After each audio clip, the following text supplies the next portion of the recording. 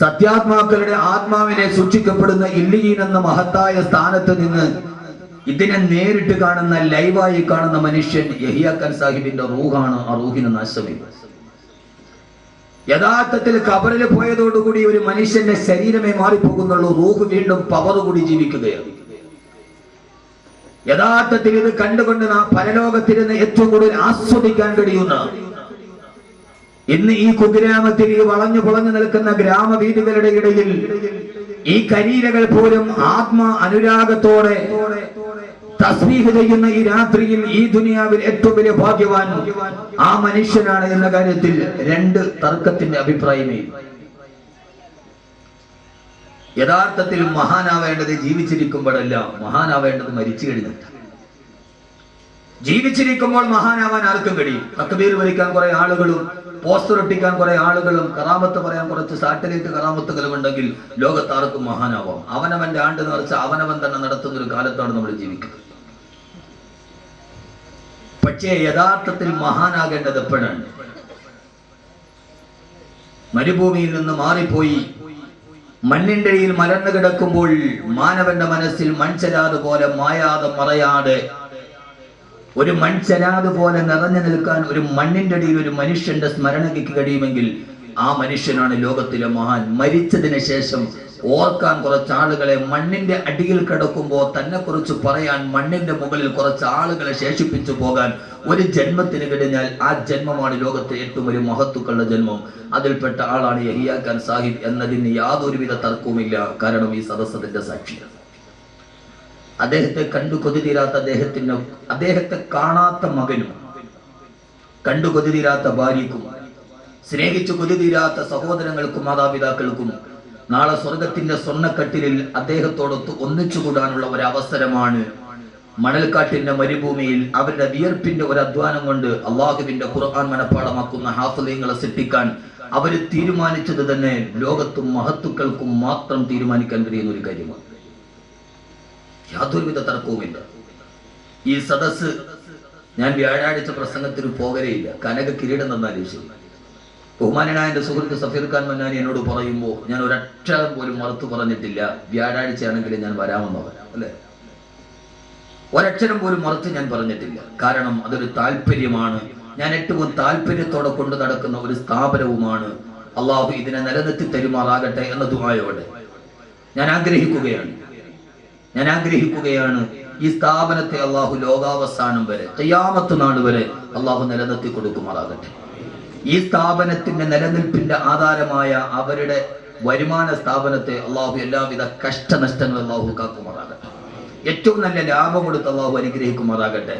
മരുഭൂമിയിൽ അവർക്ക് എത്ര ലാഭമുണ്ടാകുന്നു അതനുസരിച്ച് ഇവിടെ ഖുർആനിൽ ലാഭമുണ്ടാകും. അതുകൊണ്ട് അവരുടെ തിജാറത്തെല്ലാം തബൂറ, ഏറ്റവും വലിയ ലാഭ കച്ചവടം അവരുടേതാണ്. അള്ളാഹു അങ്ങനെ ആക്കി നൽകുമാറാകട്ടെ എന്ന ദുആയോടെ ഞാൻ ഈ ആദ്യ പ്രഥമ സനദ് ഗാന സമ്മേളനമാണ്. ലോകപ്രശസ്തനായ സഞ്ചാരി കമാൽ പാഷ അദ്ദേഹം തന്റെ സഞ്ചാര മധ്യേ അമേരിക്കയിലെ ഒരു പള്ളിയിലെത്തി. സുബഹി നമസ്കരിക്കാൻ വേണ്ടി അമേരിക്കയിലെ ലോക മുസ്ലിം രാഷ്ട്രങ്ങളുടെ എതിരാളി എന്ന് ലോകം പരിചയപ്പെടുത്തുന്ന, ഇസ്ലാമിന്റെ ശബ്ദത്തെ നിലനിൽക്കാൻ അനുവദിക്കാതെ കുതന്ത്രങ്ങളുടെ ഗൂഢതന്ത്രങ്ങൾ മെനയുന്ന, ലോകത്തിന്റെ ഇസ്ലാമിന്റെ ആരാച്ചർപ്പണി ചെയ്യുന്ന അമേരിക്കയിലെ ജുമാ മസ്ജിദിൽ സുബഹി നമസ്കരിക്കാൻ പോയ ഡോക്ടർ കമാൽ പാഷ ആദ്യത്തെ സഫിൽ കയറിയിരുന്നപ്പോ അമേരിക്കയിലെ ജുമാ മസ്ജിദിലെ മുഅദ്ദിൻ വന്നിട്ട് അദ്ദേഹത്തോട് ചോദിച്ചു, നിങ്ങൾ ഹാഫിളാണോ? ഖുർആൻ മനപ്പാടമാക്കിയ ഹാഫിളാണോ? അദ്ദേഹം പറഞ്ഞു, അല്ല. എങ്കിൽ മൂന്നാമത്തെ സഫിലോട്ട് ഇറങ്ങിയിരിക്കുക. ഡോക്ടർ കമാൽ പാഷ എന്ന ലോക പ്രശസ്തനായ സഞ്ചാരി അദ്ദേഹം പറയുന്ന, ഒരു ഹാഫിളാവാൻ കഴിയാത്തതിൽ ഞാൻ വല്ലാതെ സങ്കോചിച്ചു പോയ സമയം ഞാൻ മൂന്നാമത്തെ സഫിലോട്ട് ഇറങ്ങി നിന്നു. കാരണം ചോദിച്ചപ്പോ പറഞ്ഞു, ഈ പള്ളിയിലെ ആദ്യത്തെ 2 സഫുകളിൽ മുഴുവനും ഖുർആൻ മനപ്പാടമാക്കിയ ഹാഫിളീങ്ങളായിരിക്കുക. അമേരിക്കയിലെ ജുമാ മസ്ജിദിലെ ആദ്യത്തെ 2 സഫുകളിൽ ഖുർആൻ മനപ്പാടമാക്കിയ ഹാഫിളീങ്ങളാണ് നമസ്കരിക്കാൻ നിൽക്കുക. രണ്ടാമത് അദ്ദേഹം പറഞ്ഞു, ആ യാത്രാമധ്യേ ഞാൻ ദക്ഷിണാഫ്രിക്കയിലെ ഒരു ചെറിയ കുഗ്രാമത്തിലെത്തി. കറുത്ത വർഗക്കാർ ശരീരത്തിന് നിറം നൽകുന്ന മെലനിൻ എന്ന രാസവസ്തു കുറഞ്ഞു പോയതിന്റെ പേരിൽ കറുത്ത വർഗക്കാരായി, കറുത്ത ചുരുണ്ട മുടിയുണ്ടാകുന്ന, യാതൊരുവിധ വിദ്യാഭ്യാസം തൊട്ടു തീണ്ടാത്ത ദക്ഷിണാഫ്രിക്കയിലെ പട്ടിണി കൊണ്ട് ഏറ്റവും കൂടുതൽ ആളുകൾ മരിക്കുന്ന ദക്ഷിണാഫ്രിക്കയിൽ ഒരു കുഗ്രാമത്തിൽ നടന്നുപോയ അദ്ദേഹം യാത്രാമധ്യേ അവിടെ നിന്നൊരു കൊച്ചുകുട്ടിയോട് വഴി ചോദിച്ചു. ആ കുട്ടി മറുപടി പറഞ്ഞത് ഖുർആനിൽ ഒരു ആയത്ത് കൊണ്ടായിരുന്നു. രണ്ടാമത് നടന്നു പോകുന്നവർ ഒരു സ്ത്രീയെ കണ്ടു വഴി ചോദിച്ചു. ആ സ്ത്രീ മറുപടി പറഞ്ഞത് വേറെ ഖുർആൻ ആയത്ത് കൊണ്ടായിരുന്നു. കമാൽ പാഷ എഴുതുന്നുണ്ട്, ആ ഗ്രാമത്തിൽ ഞാൻ സംസാരിച്ച മുഴുവൻ ആളുകളും എന്നോട് മറുപടി പറഞ്ഞ ഖുർആന്റെ ആയത്ത് കൊണ്ടായി. അന്വേഷിച്ചപ്പോൾ ആ ഗ്രാമത്തിലെ ആളുകൾ പറഞ്ഞു, ഈ ഗ്രാമത്തിലെ കറുത്ത വർഗക്കാരായ മുഴുവൻ ആണും പെണ്ണും ചെറുതും വലുതും അടക്കം മുഴുവൻ ഖുർആൻ മനപ്പാടമാക്കിയ ഹാഫിളീങ്ങളാണ്. ഞാൻ ആദ്യം പറഞ്ഞത് പച്ച പരിഷ്കാരത്തിന്റെ കളിത്തൊട്ടിൽ എന്ന് പറയപ്പെടുന്ന ഒരു നാഗരിക ജനതയുടെ കഥ. രണ്ടാമത് ഞാൻ പറഞ്ഞത് വിദ്യാഭ്യാസവും വിവരവും തൊട്ടുതിണ്ടിയിട്ടില്ലാത്ത ഒരു കുഗ്രാമത്തിന്റെ കഥ. ആത്മാർത്ഥമായിട്ട് നമുക്ക് ദുആ ചെയ്യാം. ഈ മഹല്ലില് കിഴക്കേക്കുഴി മഹല്ല് ജുമാ മസ്ജിദിന്റെ ആദ്യത്തെ 2 സഫിൽ ഖുർആൻ മനപ്പാടമാക്കുന്ന ഹാഫിളുകളെ ഇരുത്താൻ ഈ സ്ഥാപനത്തിന് കഴിയട്ടെ എന്ന് നമുക്ക് ദുആ ചെയ്യാം. അല്ലാഹു നാക്കി തരട്ടെ. നമ്മുടെ ഒരു സ്വപ്നമാണ്. മാർട്ടിൻ ലൂതർ കിങ് പണ്ട് പ്രസംഗിച്ചത് മാതിരി ഐ ഹാവ് എ ഡ്രീം, എനിക്കൊരു സ്വപ്നമുണ്ട്. ആ സ്വപ്നം ഇതിന്റെ നടത്തിപ്പുകാരായ ബഹുമാനരായ ഫിറോസ് ഖാൻ സാഹിബിനോടും കുടുംബത്തോടും ഞാൻ ഓർമ്മിപ്പിക്കുകയാണ്. യു ഹാവ് എ ഡ്രീം, ഒരു സ്വപ്നമുണ്ട്. ആ സ്വപ്നം ഈ പള്ളിയുടെ ആദ്യത്തെ 2 സഫ് മുഴുവനും ഖുർആൻ മനപ്പാടമാക്കിയ ഹാഫിളീങ്ങളെ ഇരുത്താൻ കഴിയുന്ന കേരളത്തിലെ ഏറ്റവും അപൂർവമായ ഒരു മഹല്ല് ജുമാ മസ്ജിദാക്കാൻ ഈ സ്ഥാപനം കൊണ്ട് കഴിയണം എന്ന ഉറപ്പോടുകൂടി മുമ്പോട്ട് പോവുക. വല്ലാഹുൽ മുസ്തആനു അലാ മാ തസിഫൂൻ. അല്ലാഹുവിന്റെ സഹായം എപ്പോഴും നിങ്ങൾക്ക് ഉണ്ടാകട്ടെ എന്ന് ദുആ ചെയ്യുന്നതിനോടൊപ്പം ഇന്നു മുതൽ ഈ സ്ഥാപനത്തിന്റെ ഒരു അഭ്യുദയകാംക്ഷിയായി ഗുണകാംക്ഷിയായി ഞാനും ഉണ്ടാകുമെന്ന് ഓർമ്മിപ്പിച്ച് ഞാൻ എന്റെ വിഷയത്തിലോട്ട് കിടക്കും. അള്ളാഹു നാം ഏവരെയും സ്വീകരിക്കുമാറാകട്ടെ. വിശുദ്ധ ഖുർആൻ വാക്കുകൾക്ക് ഒടുങ്ങാത്ത, വാക്കുകൾക്ക് വഴങ്ങിത്തരാത്ത, ചരിത്രകാരനെ രേഖപ്പെടുത്താൻ കഴിയാത്ത, തൂലിക പോലും നിശബ്ദമായി പുറകോട്ട് വാങ്ങുന്ന ലോകത്തിലെ ഏറ്റവും അപൂർവമായ 4 അക്ഷരമാണ് ഖുർആൻ. കാപാലികതയും മൃഗീയതയും മാത്രം ജീവിതത്തിന്റെ ധർമ്മബോധങ്ങളില്ലാത്ത വിളനിലത്തിന്റെ ആസുര ഭാവങ്ങളാക്കി മാറ്റിയ, മാനുഷികത മുഴുവനും മരുഭൂമിയിൽ കുടിച്ചുമൂടിയ, കരിങ്കൽ വിഗ്രഹങ്ങളുടെ മുമ്പിൽ തങ്ങളുടെ ആവശ്യങ്ങൾ മുഴുവനും പ്രണമിച്ചു നിന്ന, രാവിലെ മുതൽ വൈകുന്നേരം വരെ വനാന്തരത്തിൽ ചോര തുടിക്കുന്ന കത്തിയുമായി കാത്തിരിക്കുമ്പോൾ തന്റെ കത്തിയുടെ മണം മാറ്റാൻ, തന്റെ വാളിന്റെ ദാഹം തീർക്കാൻ ഒരു മനുഷ്യനെ പോലും കിട്ടാതെ വിരമിച്ചിരിക്കുമ്പോൾ ആ സമയത്ത് കടന്നു വരുന്ന തന്റെ സ്വന്തം പിതാവാണെങ്കിൽ അന്നൊരു ദിവസം വാളിൽ ചോരമണക്കാതെ ഉറയിലിടാനുള്ള വൈമനസ്യം കൊണ്ട് എന്റെ പിതാവിന്റെ പള്ളയിലേക്ക് ഞാൻ എന്റെ വാൾ തലപ്പ് കുത്തിക്കയറ്റി എന്ന് കഅബാലയത്തിന്റെ മത്താഫിലെ ചാരിയിരുന്നു കൊണ്ട് വീരവാദം പറഞ്ഞ 6-ാം നൂറ്റാണ്ടിലെ ജാഹിലിയത്തിന്റെ അഭിനേതാക്കളുടെ മുമ്പിൽ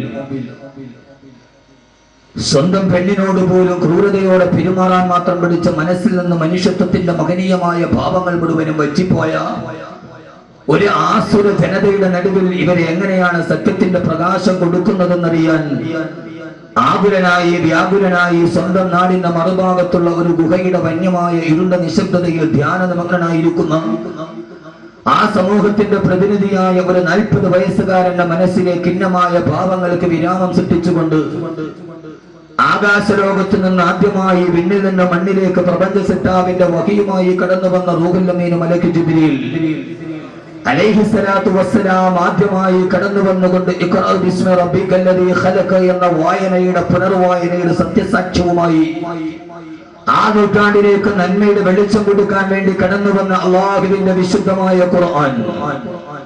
ആ ഖുർആൻ ലോകത്തിലെ അത്ഭുതങ്ങളുടെ മഹാത്ഭുതമാകാനുള്ള ഏറ്റവും പ്രധാനപ്പെട്ട കാരണം ഹിറാ ഗുഹയുടെ വന്യമായ ഇടനാടികളുടെ ഏറ്റവും വലിയ ഭീതിപ്പെടുത്തുന്ന ഏകാന്തതയിൽ തനിക്ക് അവതരിപ്പിക്കപ്പെട്ട ഇഖ്റ എന്ന ആദ്യത്തെ പ്രഥമ പഞ്ചസൂക്തങ്ങളുമായി ലോകത്തിന്റെ മുമ്പിൽ അവതരിപ്പിക്കാൻ വേണ്ടി ജബൽ അബൂ ഖുബൈസ് പർവ്വതത്തിന്റെ ഉത്തുംഗ ശൃംഗങ്ങളിലോട്ട് കടന്നു നിന്ന് തന്റെ മുമ്പിൽ വന്നു നിന്ന ചിരപരിചിതരായ തന്റെ ബന്ധുക്കളായ തന്റെ മിത്രങ്ങളായ തന്റെ കുടുംബാംഗങ്ങളായ ആയിരക്കണക്കിന് ആളുകളോട് ആദ്യമായി അല്ലാഹുവിന്റെ വിശുദ്ധമായ ഖുർആൻ കൊടുത്ത ദൗത്യം പൂർത്തീകരിക്കാൻ വേണ്ടി ആദ്യമായി അല്ലാഹുവിന്റെ വിശുദ്ധമായ ഖുർആനിനെ പരിചയപ്പെടുത്തുമ്പോ ആദരവായ പ്രവാചകൻ നബി മുഹമ്മദ് മുസ്തഫ സല്ലല്ലാഹു അലൈഹി വസല്ലമ പറഞ്ഞു കൊടുത്തത് സ്വർഗത്തെ കുറിച്ചായിരുന്നില്ല, ഭീതിപ്പെടുത്തുന്ന നരകത്തെ കുറിച്ചായിരുന്നില്ല, നാളെ പാരവശ്യതയോടെ പരീക്ഷണങ്ങൾ പരിഭ്രാന്തരായി നീന്തിപ്പോകുന്ന മഹിഷറയെ കുറിച്ചായിരുന്നില്ല, ഏറ്റവും വലിയ നീതി തുലാസിനെ കുറിച്ചായിരുന്നില്ല.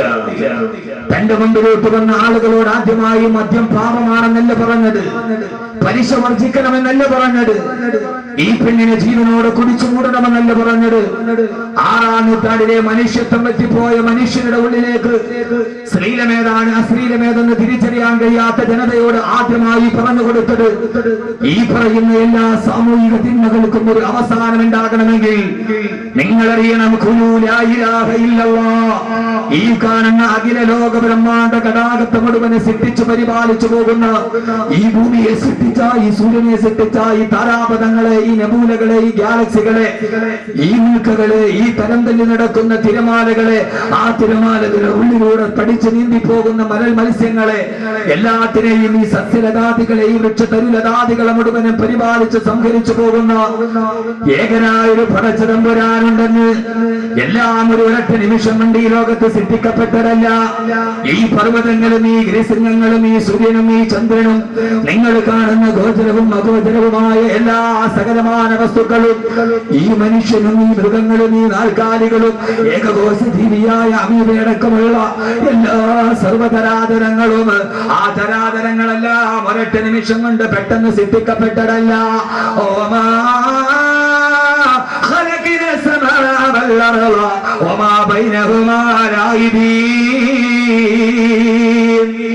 അള്ളാഹുവിന്റെ ഏറ്റവും വലിയ ദുർവാക്യം പടക്കി കൊടുത്തുകൊണ്ട് നിങ്ങൾ അറിയണേ, എല്ലാവരും അറിയേണ്ട സത്യമേതാണ്.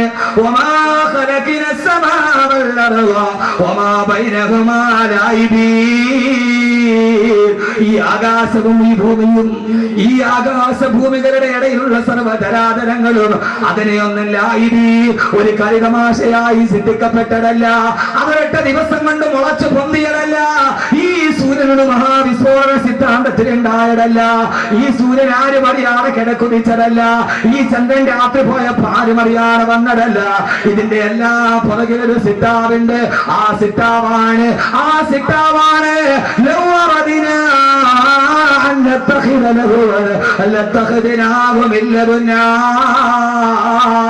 ഒരു കരിതമാശയായി സൃഷ്ടിക്കണമെങ്കിൽ എന്റെ കഴിയാത്തതെന്നാണ്?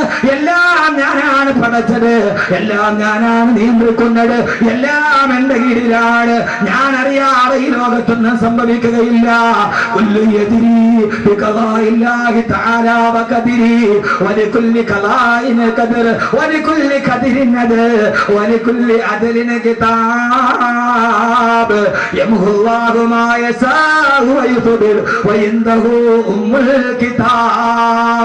എല്ലാം രേഖപ്പെടുത്തി വെച്ചത് ഞാനാണ്. ഭാവിയും ഭൂതവും വർത്തമാനവും അറിഞ്ഞതും അറിയാത്തതും രഹസ്യവും പരസ്യമായതും നെഞ്ചിന്റെ ഉള്ളിൽ ഉറപ്പിച്ചു വെച്ചതും കണ്ണിന്റെ ഉള്ളിൽ ആരും അറിയാതെ വന്നു പോയതും എല്ലാം അറിയുന്ന ഒരു തമ്പുരാനുണ്ട്. ഇതെല്ലാം എന്റേതാണ്. ഞാൻ അറിയാതെ ലോകത്തൊന്നും സംഭവിക്കുകയില്ല. അവനാണ് അല്ലാഹു സമദ് ലം യലിദ് വലം യൂലദ് വലം യകുൽ ലഹു കുഫുവൻ അഹദ്. അവൻ ഏകനാണ്. അവൻ ജാതനല്ല, അവൻ ഭൂജാതനല്ല, അവൻ സമാനനല്ല, അവൻ നിരാശ്രയനാണ്, അവൻ പരാശ്രയനല്ല. അതുകൊണ്ട് ശാസ്ത്രലോകമേ ദൈവഗണം കണ്ടുപിടിച്ചപ്പോ ദൈവത്തെ സൃഷ്ടിക്കാൻ കഴിയുമെന്ന് വെല്ലുവിളിച്ചവര്, നാസ എന്ന ബഹിരാകാശ കേന്ദ്രത്തിൽ ആകാശത്തിലേക്ക് നോക്കി ചൊവ്വയിലെ വെള്ളം കണ്ടുപിടിച്ചവനെ, സൂര്യനായി നിശ്ചയിച്ചവനെ, 500 കോടി വർഷം മാത്രമേ ഇനി സൂര്യനെ സഞ്ചരിക്കൂ എന്ന് പറഞ്ഞവനെ ഇല്ല. വശംസു തജ്രി ലിമുസ്തഖരില്ല.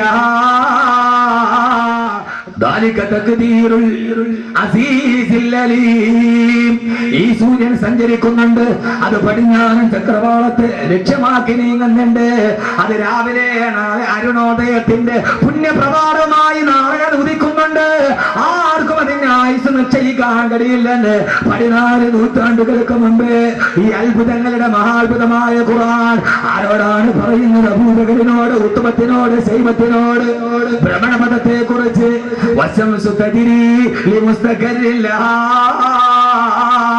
ഈ സൂര്യനൊരു ഭ്രമണപഥമുണ്ടെന്ന് ഒട്ടകമല്ലാതെ മറ്റൊരു വാഹനത്തിൽ കയറിയിട്ടില്ലാത്ത അബൂജഹലിനോട് ബിഫോർ 1500 years ago 1500 വർഷം മുമ്പ് അബൂജഹലിനോട് ഖുർആൻ പറയുകയാണ് സൂര്യനൊരു ഭ്രമണപഥമുണ്ടെന്ന്. പറയാൻ കഴിഞ്ഞ ഖുർആൻ അല്ലാതെ ലോകത്തിലെ ഏറ്റവും വലിയ അത്ഭുതം ഏതാണുള്ളത്? ഏറ്റവും വലിയ അത്ഭുതം അബൂജഹലിനോട് ഖുർആൻ പറയുന്നത് ലാത്തയെയും ഉസ്സയെയും കുറിച്ചിട്ടല്ല.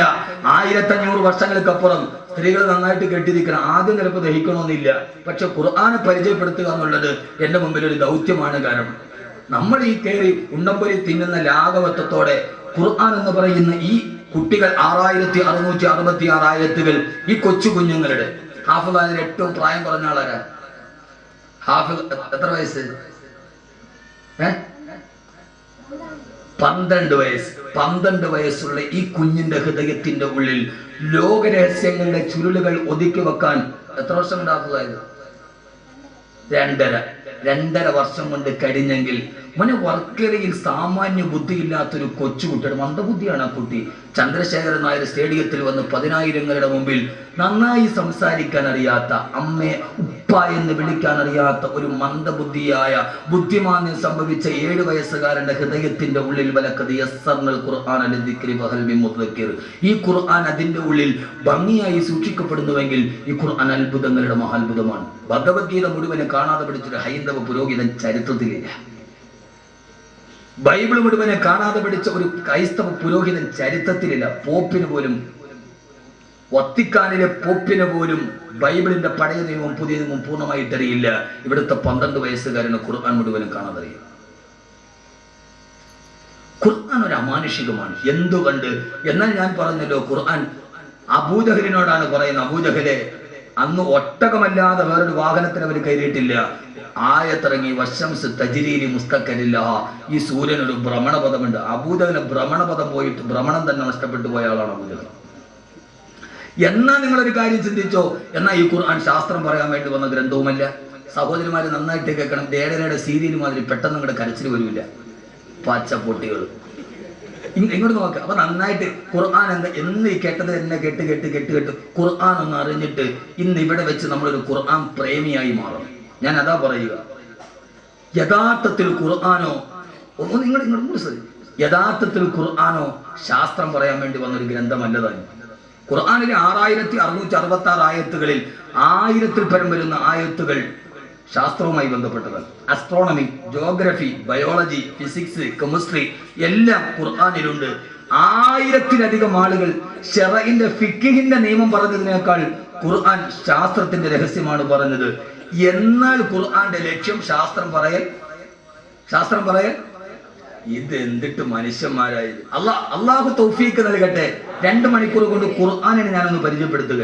ലാസ്റ്റ് ഇൻഷാ അല്ലാഹ് നല്ല വാദം പറഞ്ഞ് അവസാനം 10 സലാത്ത് ഒരു ദുആ ചെയ്ത് നമുക്ക് പിരിയാം. അള്ളാഹു തൗഫീക്ക് നൽകട്ടെ. ഇന്ന് ഈ നാടിന്റെ ആഘോഷമാണ്.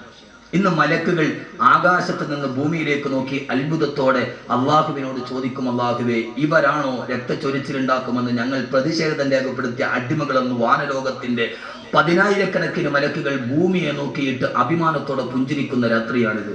ഈ രാത്രി വെറും രാത്രിയല്ല. LLB കോളേജിന് ബിരുദമെടുത്തവനെ നോക്കി മലക്കുകൾ ചിരിക്കില്ല. പക്ഷേ 12 വയസ്സുകാരൻ മുതൽ 15 വയസ്സുകാരൻ നോക്കിയിട്ട് ഇന്ന് മലക്കുകൾ ചിരിക്കും. കാരണം എന്താ? വിഷയം വിട്ടുപോകണ്ട. യഥാർത്ഥത്തിൽ ഖുർആൻ ശാസ്ത്രം പറയാൻ വേണ്ടി വന്നത്. ശാസ്ത്രം പറയല് ഖുർആന്റെ ലക്ഷ്യമേയില്ല. നമ്മളെല്ലാരും പറഞ്ഞെന്താ? ഖുർആൻ ശാസ്ത്രമാണ്. നമുക്കെന്നാ ശാസ്ത്രം വിട്ട് അറിയത്തില്ലതാനും. എന്നാൽ ഖുർആന്റെ ലക്ഷ്യമോ ശാസ്ത്രം പറയലല്ല. എവിടെയൊക്കെ ശാസ്ത്രം പറഞ്ഞിട്ടുണ്ടോ അപ്പോഴൊക്കെ ഖുർആനിൽ ഒരു ശൈലി കാണാം. ഇടയ്ക്ക് കയറിയിട്ട് മാറ്റും. ഇത് ഖുർആന്റെ ലക്ഷ്യമല്ല, എന്റെ ലക്ഷ്യം ഇതല്ല. ലോകത്തിലെ ഏറ്റവും വലിയ ഒരായത്തിന്റെ പകുതിയിൽ ശാസ്ത്രം നിർത്തും. ഓർക്കേട്ടോ, അല്ലാഹുവിന്റെ ഖുർആൻ പറഞ്ഞു,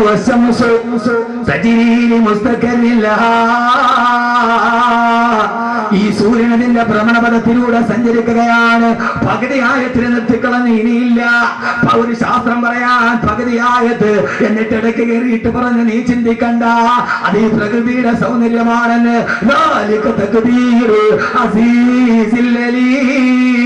അലീം. ഇത് ഏകനായ പ്രതാപവാനായ റബ്ബിന്റെ തീരുമാനമാണ്. ശാസ്ത്രം പറയൽ ഖുർആന്റെ ലക്ഷ്യമല്ല, അള്ളാഹനെ പറയലാണ് ഖുർആന്റെ ലക്ഷ്യം. പടച്ചറപ്പിനെ പഠിപ്പിക്കലാണ് ഖുർആന്റെ ലക്ഷ്യം. അതുകൊണ്ടാണ്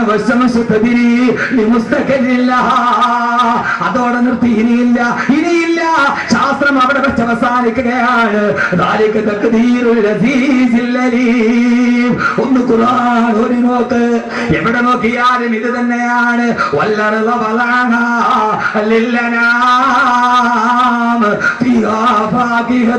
والنخل ذات الأكمام والحب ذو العصف والريحان فبأي آلاء ربكما تكذبان والأرض ഭൂമി ഇത് സർവ്വ മനുഷ്യന് വേണ്ടി പടക്കപ്പെട്ടതാണ്. ഖുർആന്റെ ഏറ്റവും വലിയ സന്ദേശം ഇതാണ്. ഈ ഭൂമി, ഈ പരന്നു കിടക്കുന്ന ഭൂമി, ഈ ഗോളാകൃതിയുള്ള ഭൂമി, അത് ഒരാൾക്ക് വേണ്ടി പടക്കപ്പെട്ടതല്ല. ഇത് മുസ്ലിമിന് വേണ്ടി മാത്രമല്ല. ഇത് ജൈനന്, പാഴ്സിക്ക്, ക്രൈസ്തവന്, ബൗദ്ധന്, മതമുള്ളവനില്ലാത്തവന്, നിരർത്ഥകവാദിക്ക്, പദാർത്ഥവാദിക്ക്, ഏറ്റവും വലിയ ഭൗതികവാദിക്ക്, എല്ലാവർക്കും വേണ്ടിയാണ് ഈ ഭൂമി. ഈ ഭൂമി എല്ലാവർക്കും ജീവിക്കാൻ അനുമാനമുള്ളതാണ്. ഒരാൾക്കും വേണ്ടി മാത്രമല്ല ഭൂമിയെ പടക്കപ്പെട്ടത്. എന്നിട്ട് പറഞ്ഞിട്ടുള്ള പറയുകയാണ്,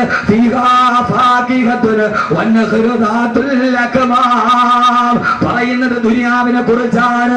ഈ സുന്ദരമായ നെൽക്കതിരുകൾ, ഈ സുന്ദരമായ പവിഴങ്ങൾ, ഈ സുന്ദരമായ ഭൂമേതകങ്ങൾ, ഈ കാണുന്ന പടവർഗങ്ങൾ, ആഹാര പദാർത്ഥങ്ങൾ, ഈ സുന്ദരമായ ധാന്യമണികൾ അതിന്റെ ഇടയിലോട്ട് പെട്ടെന്ന് കയറുകയാണ്. അതിന് നിങ്ങളുടെ മനം മയക്കരുത്. ഭക്ഷണത്തെ കുറിച്ച് പറയാമെന്നതല്ല വിശുദ്ധ ഖുർആൻ.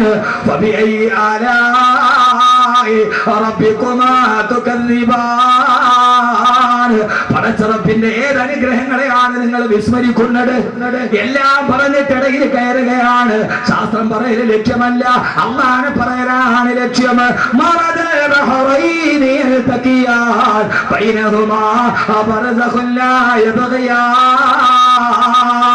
എത്ര ആളുകൾ ഓടുന്ന സൂറത്താണിത്. രണ്ട് സമുദ്രങ്ങൾ വന്ന് ഒരുമിച്ച് ചേരുന്ന സ്ഥലമുണ്ട്. രണ്ട് സമുദ്രങ്ങൾ ചേരുന്ന സ്ഥലം. ഇന്നും കാസ്പിയൻ കടലും മെഡിറ്ററേനിയൻ സീയും തമ്മിൽ ഒരുമിച്ച് ചേരുന്ന സ്ഥലം. രണ്ട് കടലുകൾ എവിടെ വെച്ചാണോ സംഗമിക്കുന്നത്, ആ സംഗമിക്കുന്ന സ്ഥാനത്ത്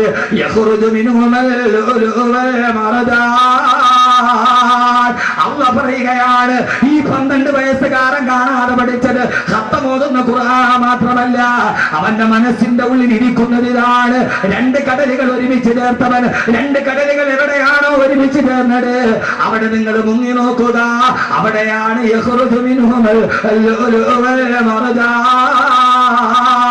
കടലിന്റെ അടിയിൽ നിന്ന് കിട്ടുന്ന ഏറ്റവും വിലപിടിപ്പുള്ള രത്നങ്ങളും പവിഴമുത്തുകളും ഗോമേതകങ്ങളും അവിടെ തന്നെയാണ് സ്ഥാപിക്കപ്പെട്ടിട്ടുള്ളതെന്ന് ഓതി പറയുന്നത്. അത്ഭുതം ഇവിടെയല്ല, ഖുർആൻ അത്ഭുതങ്ങളുടെ മഹാത്ഭുതം. സമുദ്രങ്ങൾ സംഗമിക്കുന്നിടത്ത് പവിഴമുത്തുക്കളുണ്ടെന്ന് ഓതി പറയുന്നതാരാ? ജീവിതത്തിൽ ഇതേവരെ സമുദ്രയാത്ര ചെയ്തിട്ടില്ലാത്ത, ഇതേവരെ ഒരു കപ്പലിൽ കയറി സമുദ്രത്തിൽ യാത്ര ചെയ്തിട്ടില്ലാത്ത ആമിനയുടെ മുത്തുമോനെ മുത്തലീ നബി മുഹമ്മദ് മുസ്തഫ പറയുന്നത്. രണ്ട് കടലുകൾ ചേരുന്ന സ്ഥലത്ത് പോയി മുങ്ങി നോക്കിയാൽ അവിടെ ഏറ്റവും വിലപിടിപ്പുള്ള രത്നങ്ങളുണ്ട് എന്ന് ഓതി പറയുന്ന ആൾ ജീവിതത്തിൽ ഇന്നേവരെ സമുദ്രയാത്ര ചെയ്തിട്ടില്ലാത്ത, കപ്പലിൽ കയറിയിട്ടില്ലാത്ത നിരക്ഷരനായ പ്രവാചകൻ നബി മുഹമ്മദ് മുസ്തഫ. എന്താ ഈ ഖുർആൻ അത്ഭുതമാവാത്തത്? എന്റെ പൊന്നുമോനെ, നമ്മൾ തിന്നുന്ന ബിരിയാണി അരി ഇപ്പൊ കടല് കൂടുന്ന കാര്യം പറഞ്ഞാൽ നിങ്ങൾക്ക് ഇപ്പൊ കിടക്കക്കുരി നിങ്ങൾക്ക് മനസ്സിലാവില്ലെങ്കിൽ, എന്റെ പൊന്നുമോനെ നിങ്ങൾക്ക് മനസ്സിലാവുന്ന ഒരു സാധനമുണ്ടല്ലോ. ഇപ്പൊ ഞാൻ അസ്ട്രോണമി പറഞ്ഞ, താരാപഥം പറഞ്ഞ, ഗാലക്സി പറഞ്ഞ, പ്രകാശവർഷം പറഞ്ഞ, ഇനി മനസ്സിലാകുന്നില്ലെങ്കിൽ പെണ്ണുങ്ങളെ നിങ്ങൾക്ക് മനസ്സിലാവണ ഒരു സാധനം ഉണ്ടല്ലോ. ഈ കുഴച്ചതിനുള്ള സാധനം ഉണ്ടല്ലോ, ബസ്മതി അരി, ബിരിയാണി അരി. അല്ലാഹുവിന്റെ ഖുർആൻ പറഞ്ഞു,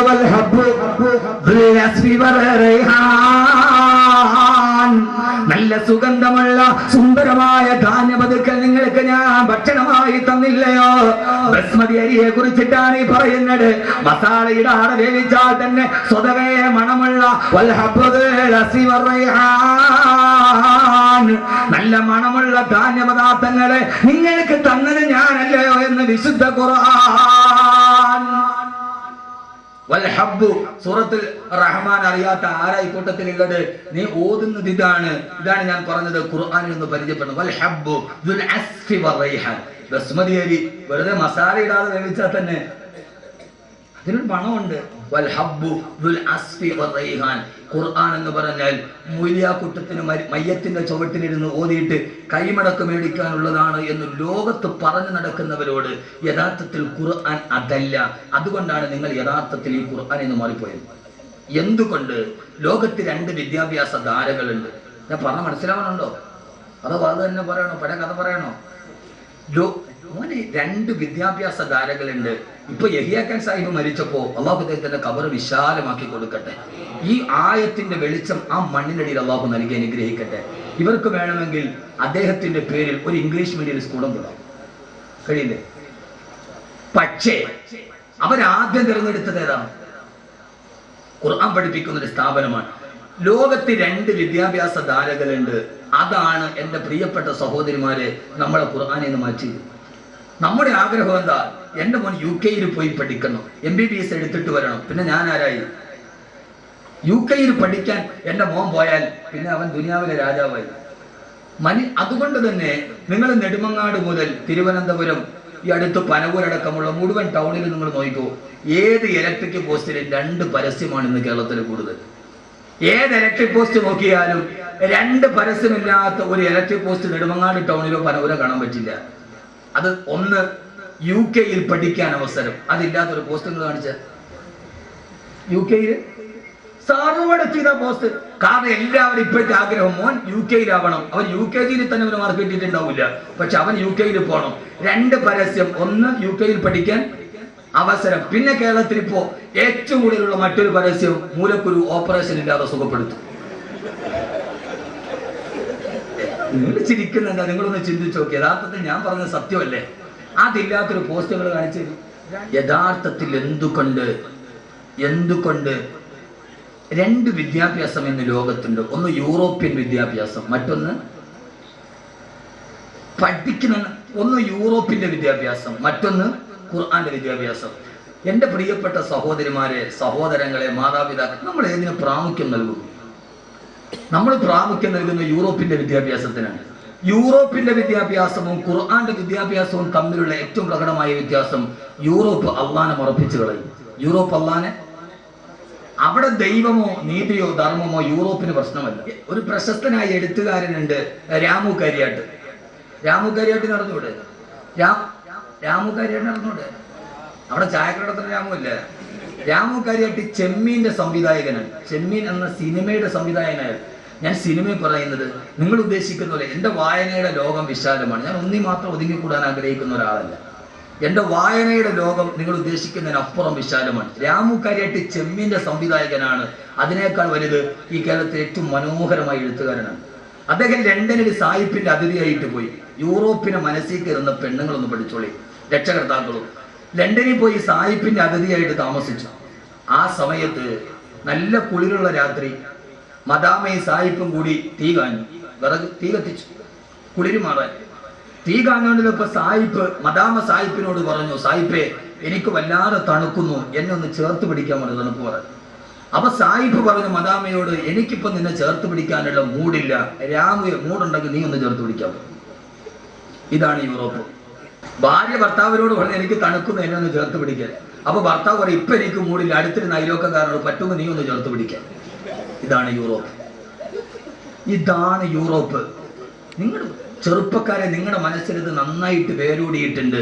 അതുകൊണ്ടാണ് അർജന്റീനയുടെ ഫുട്ബോൾ താരം മെസ്സിയുടെ ചിത്രം നിങ്ങളുടെ വീടിന്റെ വാതിലി വന്നത്. മെസ്സി അറിഞ്ഞൂടെ? മെസ്സി അർജന്റീനയും ബ്രസീലാ. ലയണൽ മെസ്സി അർജന്റീനയും ബ്രസീലാ. നിങ്ങളെല്ലാം മുത്തക്കികളാണല്ലോ പടച്ചവൻ വരാന്. ഒരാൾക്ക് മെസ്സി അർജന്റീന എന്നാൽ ഞങ്ങൾക്ക് അറിയില്ലെങ്കിൽ ഞാൻ ആ വിഷയം വിട്ടു. മെസ്സി അർജന്റീന ബ്രസീലോ? എന്തുകൊണ്ട്? യഥാർത്ഥത്തിൽ മെസ്സി ആരാ? പച്ച വ്യഭിചാരി. മെസ്സി ആരാ? പച്ച വ്യഭിചാരി. എന്നോട് ഒരു വിഷവും നിങ്ങൾക്ക് തോന്നരുത്. ലയണൽ മെസ്സി ആരാ? പച്ച വ്യഭിചാരി. കഴിഞ്ഞ വേൾഡ് കപ്പിൽ അർജന്റീന തോറ്റെന്ന് അന്തം വിട്ട തോക്കൽ തോറ്റു, എതിരില്ലാത്ത 4 ഗോളിനും. തോറ്റ പരാജയ ഭീതി മാറ്റാൻ പിറ്റേ ദിവസം രാവിലെ എയർപോർട്ടിൽ വെച്ച് പിറ്റേ ദിവസത്തെ വീക്കമാഗസിന്റെ ഒരു ഫോട്ടോ വന്നു. കഴിഞ്ഞ വേൾഡ് കപ്പിലെ അർജന്റീന 4 ഗോളിന് തോറ്റു കഴിഞ്ഞപ്പോ ആ പരാജയത്തിന്റെ നിരാശ മാറ്റാൻ അലക്കി പോട്ട് വസ്ത്രമില്ലാത്ത കാമുകിയെ കെട്ടിപ്പിടിച്ചുകൊണ്ട് ഹവായ് ദ്വീപിലേക്ക് വ്യഭിചാരത്തിന് പോയ ആളാണ് ലയണൽ മെസ്സി. ആ വ്യഭിചാരത്തിന് പോകുന്ന സമയത്ത്, വ്യഭിചരിക്കാൻ പോകുന്ന സമയത്ത്, സാധാരണ വ്യഭിചരിക്കുന്നത് ആരും അറിയാതെയാ. വ്യഭിചരിക്കാൻ പോകുന്ന സമയത്ത് എയർപോർട്ടിലോട്ട് പോകുമ്പോ പത്രക്കാരുടെ മുമ്പിൽ കാമുകിയെ ചേർത്ത് പിടിച്ചിട്ട് ഫോട്ടോയ്ക്ക് പോസ്റ്റ് ചെയ്ത പച്ച വ്യഭിചാരിയാണ് ലയണൽ മെസ്സി. കാരണം യൂറോപ്പിലെ വ്യഭിചാരം ഒരു പ്രശ്നമല്ല. പക്ഷേ എന്റെ പ്രിയപ്പെട്ട സഹോദരങ്ങളെ, യൂറോപ്പ് പഠിപ്പിക്കുന്നത് ഈ വിദ്യാഭ്യാസമാണ്. യൂറോപ്പ് പഠിപ്പിക്കുന്നത് ഈ വിദ്യാഭ്യാസമാണ്. അതിലേക്ക് നമ്മുടെ മസ്തിഷ്കം കൊണ്ടുപോയി പണയം വെച്ചപ്പോ അല്ലാഹുവിന്റെ ഖുർആന്റെ വെളിച്ചം നമുക്ക് നഷ്ടപ്പെട്ടു പോയി. കിതാബുൻ അൻസൽനാഹു ഇലൈക ലിതുഖ്രിജന്നാസ മിനൽ ളുലുമാതി ഇലൻ നൂർ. മനുഷ്യന്റെ ഹൃദയത്തിലേക്ക് വെളിച്ചം കൊടുക്കാൻ വേണ്ടി വന്ന, തമസിൽ നിന്ന് ജ്യോതിസിലേക്ക് കൊണ്ടുവരാൻ വേണ്ടി വന്ന ലോകത്തിലെ ഏറ്റവും വലിയ വ്യഭിചാരിയെ പോലും, ലോകത്തിന്റെ ഏറ്റവും വലിയ വ്യഭിചാരിയെ പോലും എന്റെ പ്രിയപ്പെട്ട സഹോദരങ്ങള് യൂറോപ്പിലെ വ്യഭിചാരിയെ നന്നാക്കാൻ എൻസൈക്ലോപീഡിയ ബ്രിട്ടാനിക്കയ്ക്ക് കഴിയില്ല. ഖുർആൻ അത്ഭുതമാകുന്നത് എങ്ങനെയാ? യൂറോപ്പിലെ വ്യഭിചാരിയെ നന്നാക്കാൻ ബ്രിട്ടീഷ് ലൈബ്രറി ഇരിക്കുന്ന എൻസൈക്ലോപീഡിയ ബ്രിട്ടാനിക്കയുടെ 12 വാല്യങ്ങൾ ബ്രിട്ടീഷ് ലൈബ്രറി ഇരിക്കുന്നുണ്ട്. അത് വായിച്ചാൽ യൂറോപ്പിലെ വ്യഭിചാരി നന്നാവുകയില്ല, യൂറോപ്പിലെ പലിശക്കാരൻ നന്നാവുകയില്ല.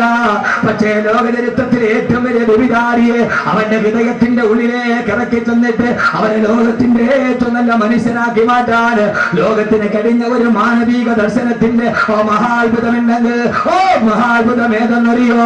അല്ലാഹുവിന്റെ വിശുദ്ധ ഖുർആൻ.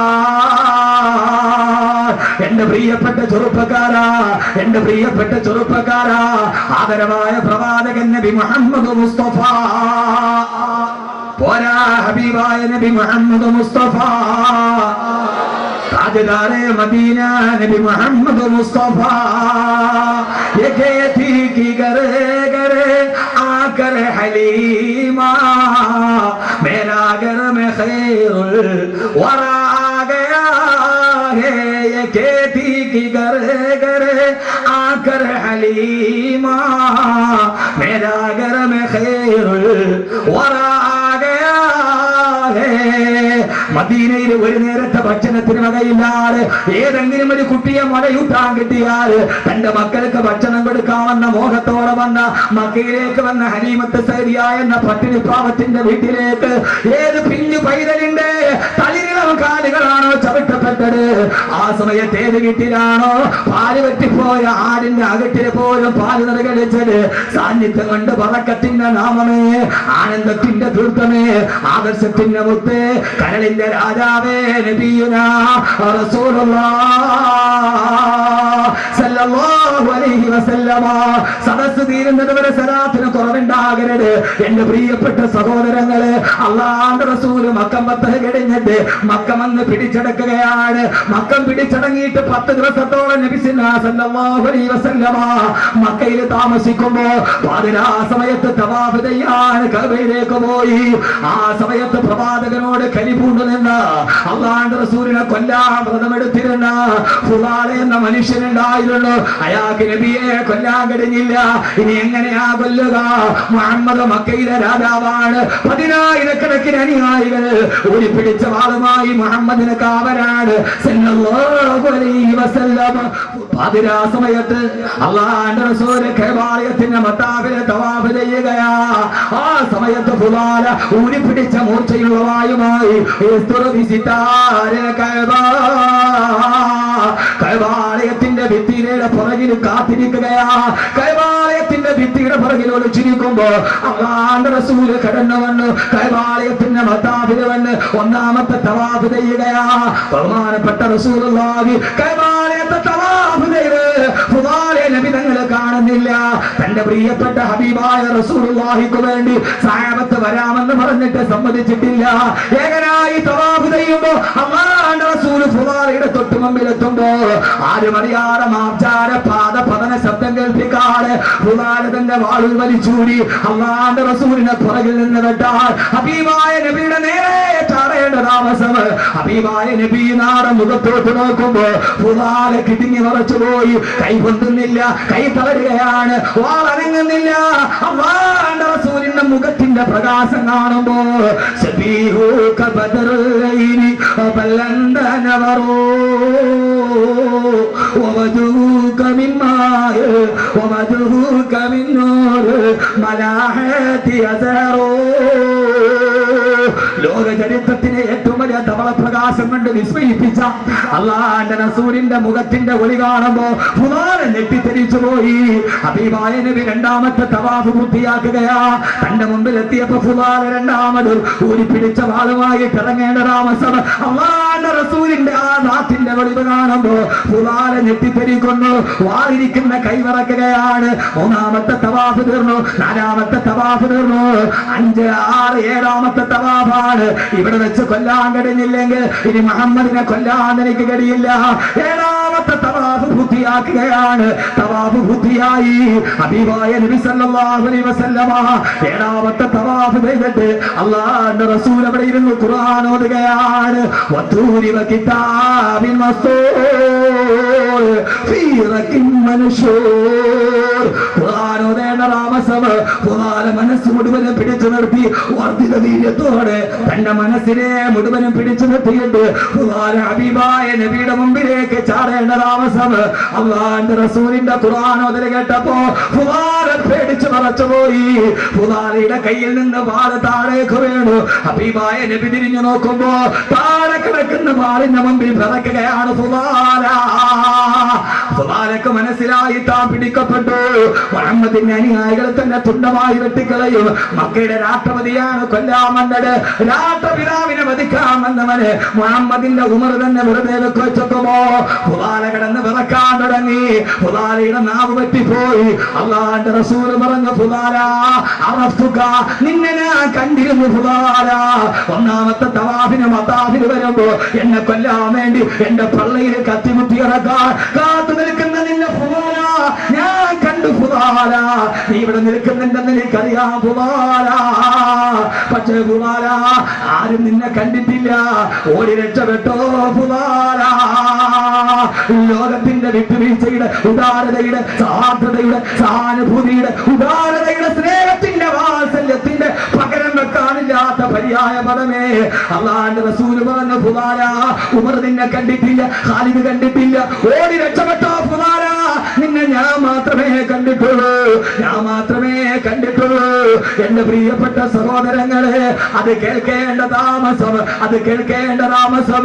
ഖുർആൻ എന്ന അക്രമി ഫവഖഅതു ബൈന യദൈ മുഹമ്മദിൻ സല്ലല്ലാഹു അലൈഹി വസല്ലം അല്ലാഹുവിന്റെ റസൂലിന്റെ കാലിലേക്ക് വീണു. അശ്ഹദു അല്ലാ ഇലാഹ ഇല്ലല്ലാഹ് വഅശ്ഹദു അന്ന മുഹമ്മദർ റസൂലുള്ളാഹ്. ഞാനിതാ വന്നു നബിയേ, ഖുർആന്റെ വെളിച്ചത്തിലേക്ക്, തൗഹീദിന്റെ വെളിച്ചത്തിലേക്ക്, അങ്ങയുടെ ചാരത്തേക്ക് ഞാൻ വന്ന നബിയേ.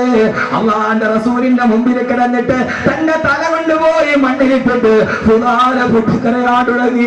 ഈ മനുഷ്യനെയാണോ കൊല്ലാൻ വന്നത്? ഈ മനുഷ്യനോടാണോ വർഷങ്ങളോളം വൈരാഗ്യം മനസ്സിൽ നിറച്ചു നിന്നത്? ഖുർആനാ, നീ എത്ര തെമ്മാടിയാണ് ഖുർആനാ. തന്റെ ആ വടിയരികിൽ കിടന്ന് തല കൊണ്ടുപോയി മണ്ണിലിട്ട് ഉരുട്ടി ഉരുട്ടി അവസാനം ഖുർആൻ വീട്ടിലേക്ക് പോവുകയാ. പ്രിയപ്പെട്ട ചെറുപ്പക്കാരെ, ഖുർആൻ എന്താ? ആ ഖുർആൻ വീട്ടിലേക്ക് പോകുമ്പോഴാണ് പതിവ് പോലെ ഖുർആനെ കാത്ത് നാട്ടിലെ വേശ്യപ്പെണ്ണ് കാത്തിരിക്കുന്നത്. അണിഞ്ഞൊരുങ്ങി ആ നാട്ടിലെ വേശ്യപ്പെണ്ണ് കാത്തിരിക്കുകയാണ്. ഖുർആനാ, വരിക ഖുർആനാ, നിനക്ക് വേണ്ടി എന്റെ കിടപ്പറ ഞാൻ മാറ്റിവെച്ചിരിക്കുകയാ. ഓ സമയത്ത് ഖുർആൻ എന്ന ചെറുപ്പക്കാരൻ ഖുർആന്റെ അത്ഭുതമേടാണ്. ആ ഖുർആൻ എന്ന ചെറുപ്പക്കാരന് മുസ്ലിമായിട്ടൊരു മണിക്കൂർ പോലുമായിട്ടില്ല. ആ വേശ്യപ്പെണ്ണിനോട് പറഞ്ഞു, ഇല്ല പെണ്ണേ, ഇല്ല പെണ്ണേ, ഇല്ല പെണ്ണേ, അസ്ലംതു ബൈന യദയിൽ മുസ്തഫ. ഹബീബായ നബിയുടെ മുമ്പിൽ വെച്ച് ഞാൻ മുസ്ലിമായി അങ്ങോട്ട് പോയപ്പോ ഈ പെണ്ണിന്റെ കടപ്പുറയിൽ കിടന്ന് വ്യഭിചരിച്ചിട്ട് പോയ ഫുദാല, ആ ഫുദാല പറഞ്ഞു ഇല്ല ഇല്ല ഇല്ല ഇല്ല, അസ്ലംതു ബൈന യദയിൽ മുസ്തഫ,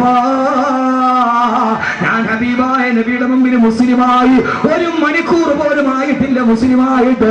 ഖുർആന്റെ ആയത്ത് മനസ്സിൽ കയറിയപ്പോ, ഖുർആന്റെ ആയത്ത് മനസ്സിൽ കയറിയപ്പോ ഇല്ല, നിന്റെ കടപ്പറയിലേക്ക് ഞാൻ ഇനി വരില്ല, ഫുദാലെ നിനക്കിനി കിട്ടില്ല, ഫുദാലെ ഇനി വ്യഭിചരിക്കില്ല, ഫുദാലെ ഇനി വ്യഭിചരിക്കില്ല. അസ്ലമ ഫുദാല. യൂറോപ്പിലെ പച്ചവിചാരിയ മനസ്താന്തരമുണ്ടാക്കി ലോകത്തിന് സമർപ്പിക്കാൻ ബ്രിട്ടീഷ് ലൈബ്രറിയിലെ മഹാഗ്രന്ഥത്തിന് കഴിയില്ല, ഷേക്സ്പിയറിന്റെ നാടകത്തിന് കഴിയില്ല, യുദ്ധയുടെ റൊമാന്റിക് ഭാവനയ്ക്ക് കഴിയില്ല, എലൻഗസറിന്റെ നോവലിന് കഴിയില്ല. പക്ഷേ സഹോദരങ്ങളെ, പക്ഷേ ലോകത്തിന് അത്ഭുതം നടത്തിയത് ഒരു പച്ച വ്യഭിചാരിയെ ഒരൊറ്റ നിമിഷം കൊണ്ട് ലോകത്തിന്റെ മുമ്പിൽ സമർപ്പിച്ചു കൊടുക്കാൻ, അവന്റെ ഹൃദയത്തിലോട്ടിറങ്ങാൻ. ആ വിദ്യാഭ്യാസമാണ് ഖുർആന്റെ വിദ്യാഭ്യാസം. ഹാഫിളായ ഒരു കുഞ്ഞ് അവൻ മരിക്കുന്നത് വരെ അവൻ മദ്യപിക്കില്ല, അവൻ വ്യഭിചരിക്കില്ല. കാരണം അവന്റെ മനസ്സിൽ ഓർമ്മയുണ്ട്, അല്ലാഹുവേ എന്റെ ഹൃദയത്തിൽ ഞാൻ മനഃപ്പാഠമാക്കിയതെന്താ, ലൗഹുൽ മഹ്ഫൂദിൽ നിന്ന് ഏഴാനാകാശത്തിൽ നിന്ന് റൂഹുൽ അമീൻ പറഞ്ഞു കൊടുത്ത ഈ സുന്ദരമായ വാക്യമാണ് എന്റെ ഹൃദയത്തിന്റെ ഉള്ളിലുള്ളത്. അതുകൊണ്ട് ഖുർആൻ അത്ഭുതങ്ങളുടെ മഹാത്ഭുതമാണ്. ബസ്മതി അരിയെ കുറിച്ചിട്ട് മാത്രമല്ല, സൂര്യന്റെ ഭ്രമണപഥത്തെ കുറിച്ചിട്ട് മാത്രമല്ല, ഇരുമ്പിനെ കുറിച്ച് മാത്രമല്ല, ഉറുമ്പിനെ കുറിച്ച് മാത്രമല്ല, സൂര്യനെ കുറിച്ച് പറഞ്ഞ ഗ്രന്ഥമാണ്. ഇസ്ലാമിലേക്ക് ഖുർആൻ കടന്നു വരുമ്പോ ഉമർ റളിയല്ലാഹു അൻഹുവിന്റെ മയ്യത്ത് കുളിപ്പിക്കുമ്പോ ആ സമയത്ത് വനത്തെ തോളിലൊരു അടയാളം ഉണ്ടായിരുന്നു. ഏതടയാളം എന്നറിയോ? തന്റെ ജാഹിലിയ്യ കാലഘട്ടത്തിൽ മല്ലന്മാരെ തോളിൽ വെച്ച് വട്ടം ചുറ്റിയതല്ല.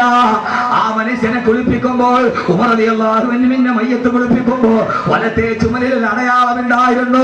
പാതിരാ സമയത്ത് പാവപ്പെട്ടവർക്ക് ഭക്ഷണത്തിന് വേണ്ടി മാവും ഗോതമ്പ് മാവും ചുമന്നുകൊണ്ട് പോയതിന്റെ അടയാളം. ആ മനുഷ്യന്റെ മയ്യത്ത് കുളിപ്പിക്കുമ്പോ ആ മനുഷ്യന്റെ വലത്തെ തോളിലുണ്ടായിരുന്നു. പാതിരാ സമയത്ത് അഗതികൾക്കും യതീമീങ്ങൾക്കും അനാഥർക്കും ഗോതമ്പിന്റെ റൊട്ടിയും ചുമന്നുകൊണ്ട് പോയ പാടിന്റെ അടയാളത്തിന്റെ തിരുശേഷിപ്പ് ഈ മനുഷ്യന്റെ ചുമലിലുണ്ടാകുന്ന രീതിയിൽ ഉക്കാളാത്തന്തയില് മല്ലന്മാരെ തോളിൽ വെച്ച് അമ്മാനമാടിയ മനുഷ്യനെ ഈ രീതിയിൽ പരിവർത്തിപ്പിച്ചതാരാ?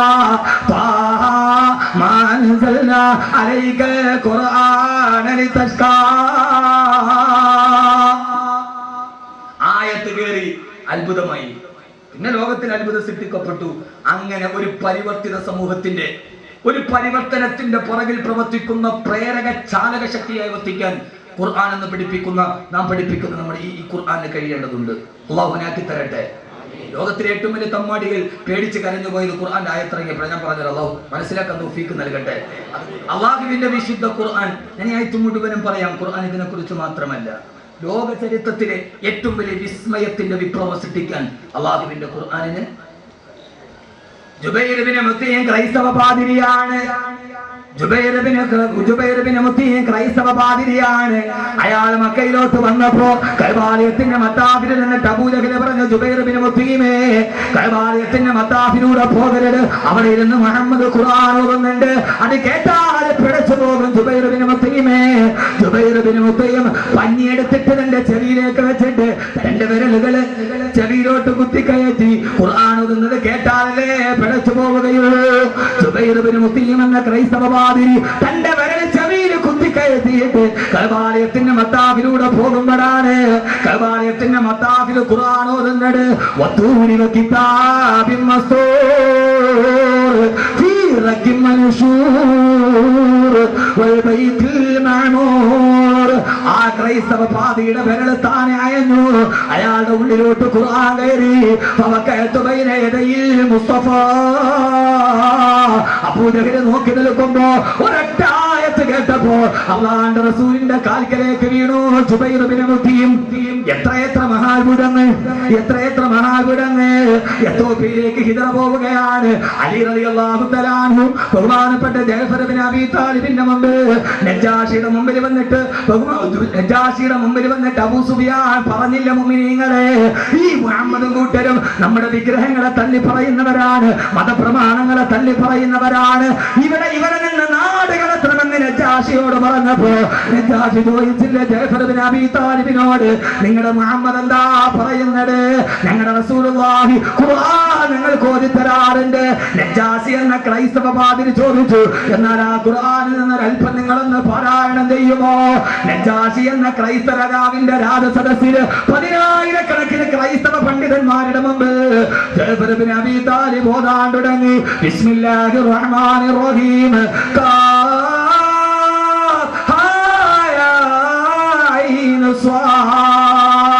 ذكر رحمة ربك عبده زكريا إذ نادى ربه نداء خفيا قال رب إني وهن العظم مني واشتعل الرأس شيبا.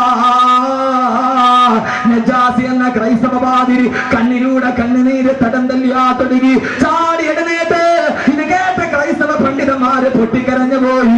അവര് പറഞ്ഞു, അതെ അതെ, ഇത് മറിയമിനെ കുറിച്ച് പറയുന്ന ഗ്രന്ഥമാണ്, ഇത് ഞങ്ങളുടെ യേശു ക്രിസ്തു പറഞ്ഞു തന്നതാണ്, ഇത് ഖുർആനാണ്, ഖുർആനാണ്. ആ മുഹമ്മദ് സത്യത്തിന്റെ പ്രവാചകനാണ്. ജഅഫറേ, നിങ്ങൾക്ക് ഞാൻ അഭയം നൽകുന്നവരുണ്ട്.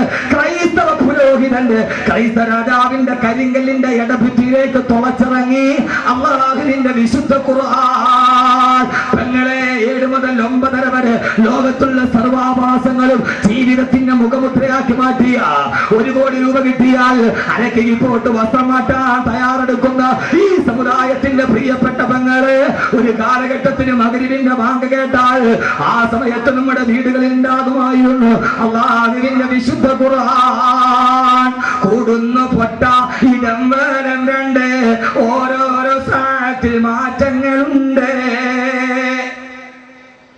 ഖുർആൻ നമുക്ക് അന്യമായി പോയി, ഖുർആൻ ഓതുന്ന സദസ്സ് നമുക്ക് അന്യമായി പോയി. നജാഷിയുടെ ക്രൈസ്തവ പുരോഹിതന്റെ നെഞ്ചിലിറങ്ങിയപ്പോ പൊട്ടിക്കരഞ്ഞ നജാഷി ഖുർആൻ കരയാനുള്ളതാണ്, കേട്ടിട്ട് കരയണം. 1994 എനിക്ക് ദാറുൽ ദൈവത്തിൽ സനത് സമ്മേളനം നടന്നു. മിസ്സിസ് ഇന്ദിരാഗാന്ധി എന്ന പ്രധാനമന്ത്രിയാ. മിസ്സിസ് ഇന്ദിരാഗാന്ധിയുടെ മുമ്പിൽ വെച്ച് ലോക പ്രശസ്ത ഖുർആൻ വിദഗ്ധൻ ഷെയ്ഖ് ബാസിത്ത് ഖിറാഅത്ത് നടത്തി. ആ ഖുർആൻ കേട്ടപ്പോ ഇന്ദിരാഗാന്ധി പൊട്ടിക്കരഞ്ഞു പോയി. ഖുർആന്റെ അർത്ഥം അറിയാത്ത ഇന്ദിരാഗാന്ധി, മുസ്ലിം അല്ലാത്ത ഇന്ദിരാഗാന്ധി അവിടെ ഇരുന്നിട്ട് ഖുർആൻ കേട്ടിട്ട് അവർ അവസാനം അവിടെ നിന്ന് പോകുമ്പോ ഒരു ഖുർആന്റെ കോപ്പി വാങ്ങിച്ചിട്ടാണ് പോയത്. നമ്മൾ ഖുർആന്റെ ആളുകളാണ്, നമ്മൾ മുസ്ലിങ്ങളാ. നമുക്ക് ആകെ ഉള്ളത് എന്താ? നമുക്ക് ഈ അസലില്ലാത്ത സാധനം കൊണ്ട് നടക്കാനല്ലാതെ നമുക്ക് ഇന്നേവരും പറഞ്ഞത്. നമുക്ക് ഖുർആനൊന്നും വേണ്ട, നമുക്ക് അസലില്ലാത്ത സാധനം മതി. ഈ ആലുവയിൽ അസലില്ലാത്ത 2 സാധനം കിട്ടും. ഒന്ന് പുകയില്ലാത്ത അടുപ്പും, പിന്നെ ഒരു അസലില്ലാത്ത തരീക്കത്തും. 2 ആലുവയിലെ സംഭാവന. അവിടെ പൊതുവെ അസലില്ല, കാരണം അടുപ്പിന് പുക ഉണ്ടാവലാണ് അസല്. അപ്പൊ പുകയില്ലെങ്കിൽ അപ്പൊ അത് ഖിലാഫുൽ അസലാണ്. നമുക്ക് ഈ അസലില്ലാത്തത് മതി എന്റെ പൊന്ന സഹോദരങ്ങളെ. എന്നിട്ട് നമ്മൾ തമ്മിലടിക്കാനും പള്ളി പൊട്ടിക്കാനും നടക്കുക. എനിക്കൊന്നിനോടുമില്ല. ഈ ഖുർആന്റെ പുറകെ നിങ്ങൾ നടക്കുക, ഈ ഖുർആന്റെ വെളിച്ചത്തിൽ പിടിക്കുക. എന്നിട്ട് ആ വെളിച്ചത്തിലൂടെ ഖബറിലും സ്വർഗത്തിലൊരു അത്ഭുത കാഴ്ചയുണ്ട്. അത്ഭുതങ്ങളുടെ മഹാത്ഭുതം ദുനിയാവിലല്ല, സ്വർഗത്തിലൊരു അത്ഭുത കാഴ്ചയുണ്ട്. ഇരുന്നാൽ ഞാൻ അവസാനം പറഞ്ഞുതരാം. ഇരിക്കൂ.